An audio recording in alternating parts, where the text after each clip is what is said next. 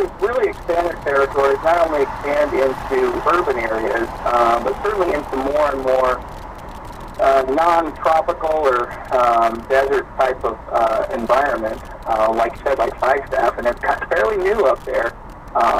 And they're figuring it out that they can keep moving, and if, as long as they're finding food, they're going to keep going. So.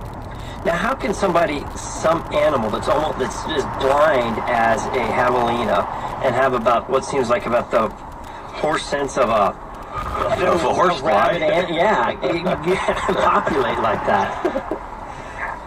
Well, they're not completely blind. I mean, they have decent vision, but what they do is they see movement very well.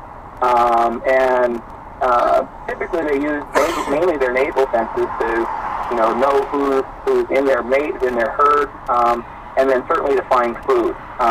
So they basically smell predators and or see predators that movement. So that's why it's easy to sneak up on a javelina if you've got the wind in your face and you're not moving. And a lot of times that's what happens is people will come around at night and come around a corner and spook the javelina, and one of them will see him person and run the other way.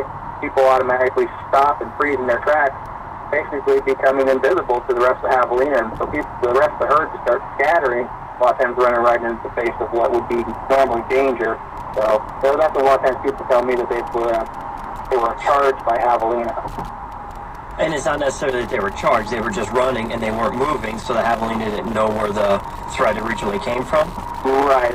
All it takes is, maybe, stomping your feet, clapping your hands, something like that, making some movement and some noise, and, watch them hit the skids and turn around and go the other way. Cody, what was the name of the bee dance? What'd you call it? You got the round dance and the waggle dance. If I come across some javelina, should I just do a bee waggle dance to give them maybe some coordinates to run the other way? I think Romy has a secret desire to be a dancer. She's like,